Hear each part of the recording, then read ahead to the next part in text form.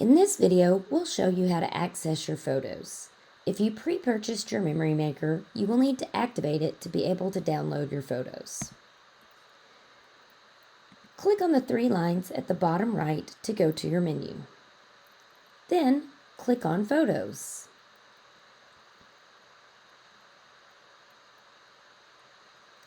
You'll see there is a watermark across the pictures. Simply click on a photo and a screen will pop up. Click on Activate My Photos, then click on Activate at the bottom and you're all set. You have 30 days from the date you activate your memory maker to download your photos and videos. If you activate your memory maker while you are traveling, your 30-day clock starts ticking when you download that first picture. After 30 days, your photos are no longer available for download.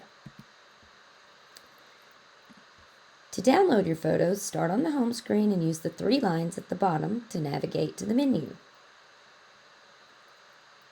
Click on Photos, and then scroll through to see pictures and find ones that you want to save.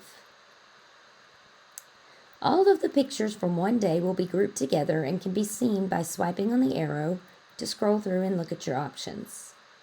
To download, click on the picture, choose Save, and then the photo size you want, and your photo will be downloaded to your phone or your computer.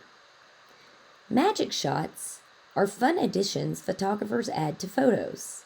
It's always neat to see who might pop up in your pictures. Magic shots are not available with every photographer, so be sure to ask if they have any magic shots available or if they can tell you where to find a photographer who does have them. And remember, if you're sharing a memory maker with people connected to your account as friends and family, only one person will be able to download the pictures. Some people just share their password or upload photos to a site like Shutterfly for sharing. Don't forget, share a picture or two with us.